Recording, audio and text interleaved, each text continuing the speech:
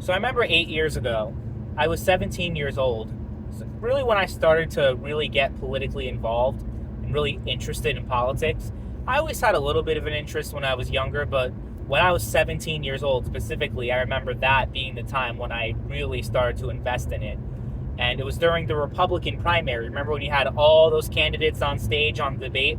You had Donald Trump, Ted Cruz, Marco Rubio, Jeb Bush, and there were so many other ones. Mike Huckabee was one of them. And I remember on the debate, he was talking about. There was one of the moderators for the debate asked him a question about abortion, and it's, how could you possibly be against abortion in the case of incest or rape? And Mike Huckabee was trying to defend his position, and I remember just being so appalled. Like, how can you, if a 10-year-old girl gets raped, how can you not support abortion in that case? Like, it's just cruel to let that young child have to carry a baby of their rapist child to term. It's horrific. It's barbaric. I remember thinking that back then and being like, this is why Republicans can't win any elections. This is why they don't have any mainstream support, is because of stuff like that. Now, to be fair, Donald Trump supported abortion when it came to rape, incest, and life of the mother. But yeah, I remember always thinking, like, people like Mike Huckabee is the reason why the GOP doesn't have any mainstream support. But then again, you have a lot of nut jobs on the Democratic side that aren't any better. But, that's the funny thing, that I thought back then that Mike Huckabee was a complete nut job for saying that. But now, as the years have gone by, I actually agree with him now. I agree that there should actually be no exceptions when it comes to abortion.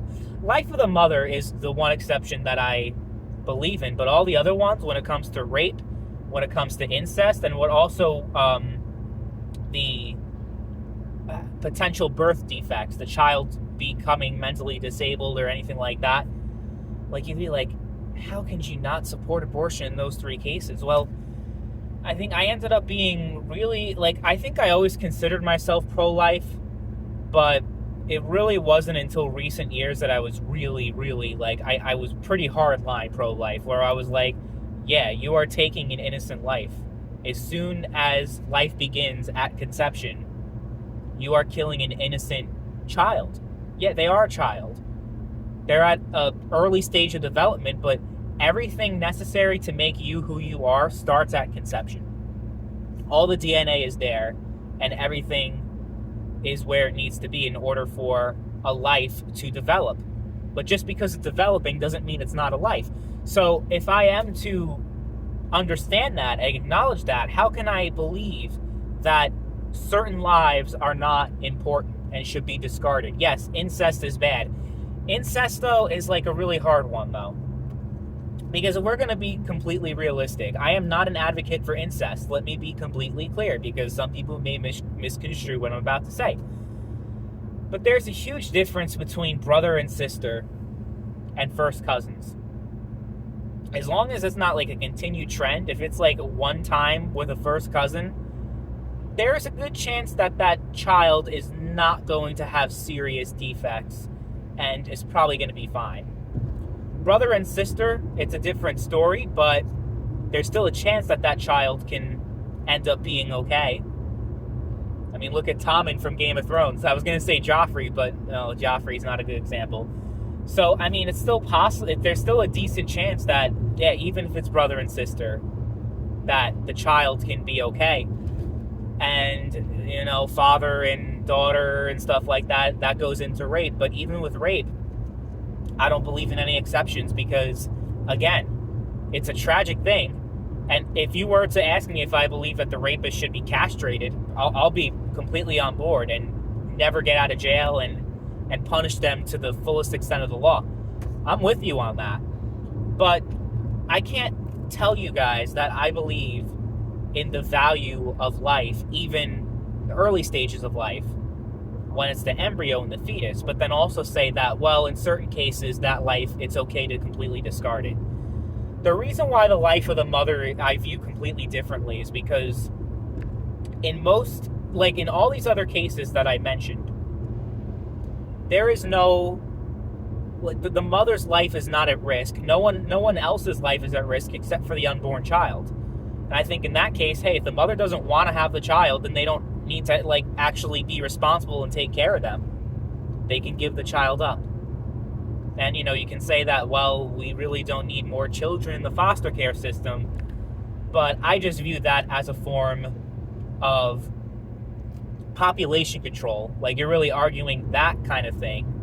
But I just believe in the value of life, and I don't think that the potential for that life to go through hardships and to not potentially be good, because being raised by a single mother or being brought up in the foster care system or this and that, like, I don't really view that as an important thing. I don't view a woman's convenience as a more important thing than the life of a child, than the life of a human being. I just don't see it.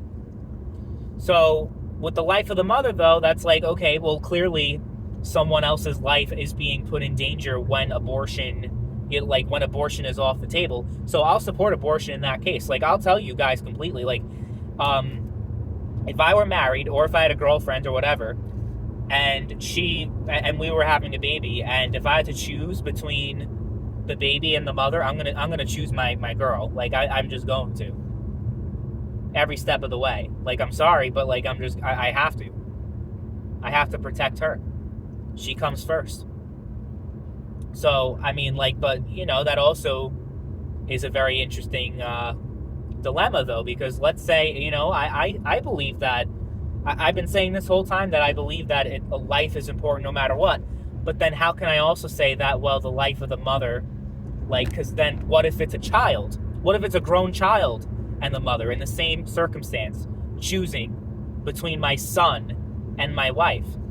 I should choose my son, right? It's a difficult thing, choosing between two loved ones. Which life is more important? But I think especially if it's like an earlier stage of development and it's not like an actual baby, the life of the mother should be prioritized. But I think either way, the life of the mother should be prioritized, because you shouldn't tell that woman that she needs to die for this child if she doesn't want to.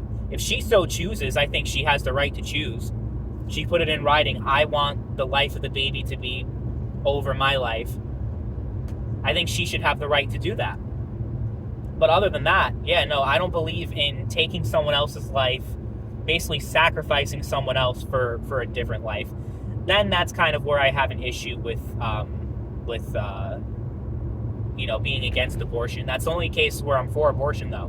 But, like, the vast majority of Republicans, even the hardcore conservative Republicans, all of the states that have abortion banned, every single one of them includes life of the mother. So that's not really an important talking point in this debate, because you'll have Democrats and Republicans both on board.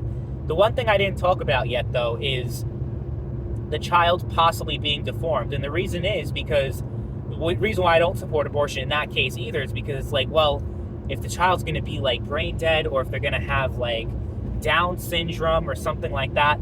Well, first of all, like, to say that, you're basically saying that all the people that have Down syndrome right now, their life is meaningless and it should be completely discarded. That's one problem. That raises some serious ethical concerns.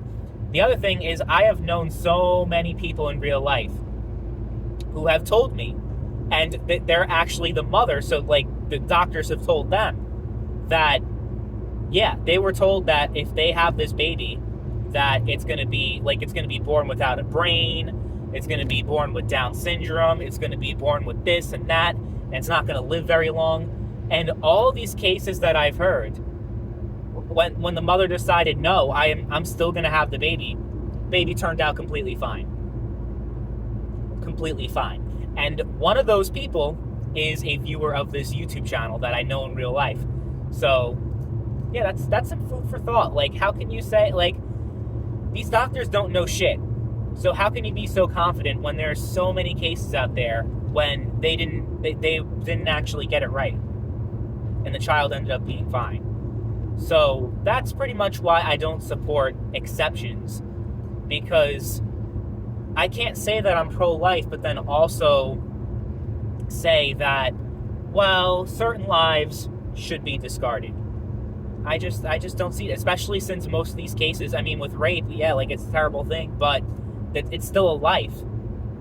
Like someone's life is destroyed in the case of the person that was raped, but then another life is killed if abortion takes place. So I have a serious problem with that in that situation. And with incest, it's also like kind of wishy-washy too. Like it's never a guarantee that life is gonna be meaningless or worthless if they're born. And same thing with if they're disabled. So that's my position on exceptions for abortion, in case anyone was curious.